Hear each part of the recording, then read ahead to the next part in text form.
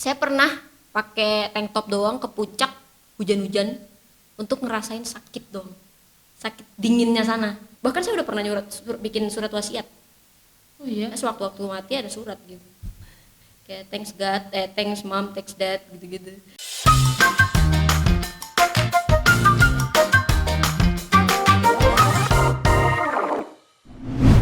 Nah, Yohana kan udah melalui semua itu, udah beratnya kan cuman saya bisa bayangkan gimana beratnya kan. Itu gimana tuh cara Yohana melewati semua itu? Awalnya sih pasti nggak gampang ya. Setelah semua yang saya lalui dari kecil ke beranjak dewasa sampai di titik seperti ini. Nah, mulai menerimanya itu tahun 2020 akhir gitu. Baru. Jadi benar-benar nerima diri itu baru. Gimana ya? Saya pernah pakai tank top doang ke puncak hujan-hujan untuk ngerasain sakit dong. Sakit dinginnya sana. Mau ngerasain dingin? Iya, puncak dingin kan, pada ke puncak kan. Dinginnya sana tuh pengen nyobain, pengen ngerasain kayak habis ini gue harus apa gitu. Setelah semua yang gue laluin gue harus apa. Benar-benar kayak topless gitu kan. Maksudnya pakai tank top gitu doang, hujan dan rasain dinginnya di sana. Cuma duduk. Oke. Terlintas di kepala untuk bilang oke, saat ini gue pengen menerima diri gue seutuhnya, apapun itu masa lalunya kayak apa, sehancur-hancurnya gue memilih untuk mengampuni manusia ini yang di umur 9 tahun ini dan ingin membangun relasi lagi yang baru dengan dia yang benar-benar tulus gitu loh. Yang sebelumnya kan ya enggak gitu, tapi benar-benar tulus, yang benar-benar kayak saat itu pakai konsep ketuhanan yang benar-benar mengasihi gitu-gitu. Jadi saat itu semua saya menerima diri selama ini denial. Kayak, kenapa sih harus terjadi sama gue, kenapa nggak dia aja, kenapa sih harus gagal bunuh diri, gagal kuliah bla bla bla gitu. Nah, itu udah terjadi. Nerima diri, mengampuni pelan-pelan tuh kayak mulai pulih kayak gitu. Bahkan proses bener sampai di titik sekarang pun saya masih melakukan itu, masih berproses sama itu, terus menerima diri biar apa, biar apa ya, jadi masalah lain lagi datang kita nggak kaget lagi. Kalau kemarin kan masih kayak ini apa lagi sih, kenapa harus gue lagi sih gitu. Gue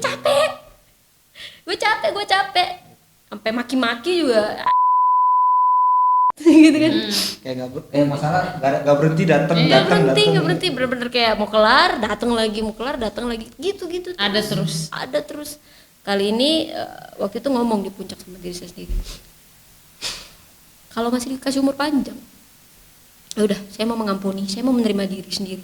Jadi apapun yang terjadi sama saya terima dan saya jadikan pelajaran, dan saya mau hal-hal yang terjadi di masa lalunya saya itu menjadi sebuah cerita yang akan memberi dampak positif ke orang lain.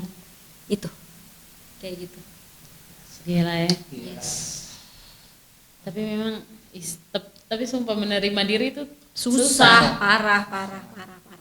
Apalagi dengan berbagai macam hal yang kau sudah lewati. Ngelihat muka di kaca tuh udah kayak film-film sih, beneran ngelihat muka di kaca kayak ih kotor banget gak sih gitu. Tapi itu sampai sekarang udah. Sekarang sih ya pelan-pelan gambar diri ini sudah mulai berubah lah, kayak ayo kita membangun berbenah diri jadi sesuatu yang baru gitu. Sampai sekarang masih ke psikiater nggak? Nah ini semenjak ke Jakarta belum lagi tuh konsultasi tuh. Emang sih disarankan sama ada teman juga, dia psikolog juga, disarankan untuk konsultasi, cuman kan konsultasi di sini nggak bayar, nggak mahal, nggak murah ya. That's why saya belum punya prioritas ke situ gitu. Jadi mungkin dalam waktu dekat ini mau lihat sih perkembangannya seperti apa, yang mereka lebih tahu kan. Kira-kira berapa ya? Barangkali ada yang nggak tahu kan di penonton. Apa itu? Psikiater range-nya dari berapa ke berapa? Yang Jakarta nggak tahu ya, belum pernah nyoba soalnya. Di Jakarta, di Jogja itu waktu itu yang ke psikolog 250.000 itu ke psikolog. Pas naik ke psikiaternya jadi around 1 jutaan. per pertemuan. per pertemuan. Soalnya dia kasih Karena obat juga Kak. Dan Itu sama obatnya 1 juta. iya, Oh. Dan itu konsultasi rutin. rutin, tapi Rutin kan nggak per? dilanjutin. Per bulan, Per bulan sekali. per bulan sekali. Per bulan 1 juta berarti. Waktu itu duit masih Iya. stabil ya. Waktu itu. Sekarang mah Ih, jangan mahal. dulu. PTSD itu berarti ya ini Iya. apa trauma Post traumatic stress. disorder. Post Depression ya. stress disorder. Tapi itu tahun berapa ya? Tahun 2018 ya? 2018. 1 juta di Jogja. Jogja. Kalau di Jakarta berapa ya? Gila.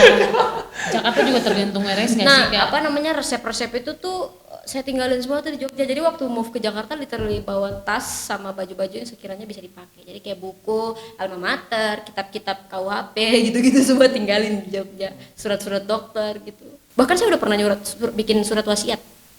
Oh iya. Sewaktu-waktu mati ada surat gitu. Kayak thanks God, thanks mom, thanks dad gitu-gitu.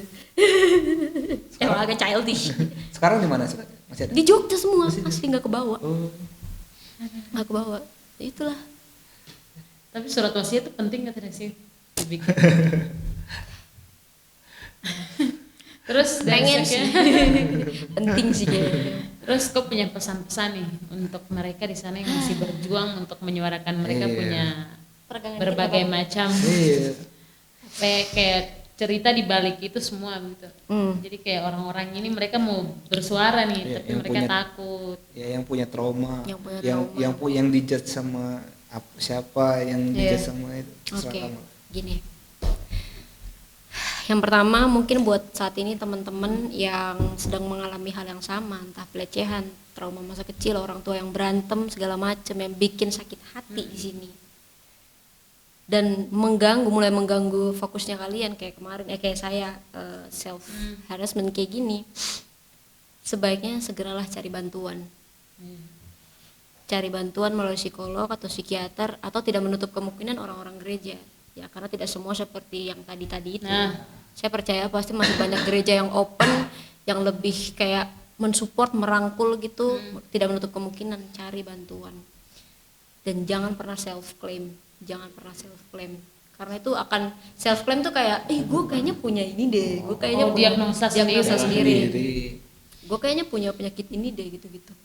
Jangan, karena itu bakal mengurung pikiran lu sendiri gitu. Dan takutnya kalau nggak ada ya lu bakal ngelakuin hal yang lu ada-adain gitu loh. Nah. Kayak gitu. Yang kedua, nggak gampang sih untuk kuat seperti ini. Itu berapa kali saya menghela nafas tuh karena nahan semuanya ya. Yang kedua, mau ngomong sama teman-teman, apapun yang kalian lagi laluin hari ini, sedih, dahsyatnya nangis tiap malam, dahsyatnya rasa sakit tiap malam, tiap bangun pagi nangis lagi, terus mau tidur nangis lagi, orang tua nggak ngerti, apalagi yang broken home, yang mana papa mamanya nggak tahu gimana, yang udah nggak jelas keluarganya gitu. Gue mau bilang lu suatu saat akan bangkit dan lu bakal ketawa sama apa yang lu alami hari ini. Dan omongan ini udah pernah terjadi, udah terbukti. Gila. Jadi apapun yang kalian stresin hari ini, percayalah suatu saat lu bakal bangkit dan lu bakal tertawain itu, men. Itu. Percaya diri sendiri gitu. Percaya diri sendiri ya. Balik lagi, ayo kita pelan-pelan ubah mindset kita, ubah jadi seseorang yang tadinya nothing, seseorang yang bukan siapa-siapa. Ayo ubah kalau kita tuh emang berharga, kita punya value yang besar gitu, yang at least kalau kita mati kita bisa tinggalin untuk orang-orang dan itu berdampak positif gitu loh. Tuh. Seperti itu. Luar biasa banget ya pesannya ya. Saya bisa tepuk tangan nantinya. Ya, makasih ya Yona ya. Makasih ya. Luar biasa.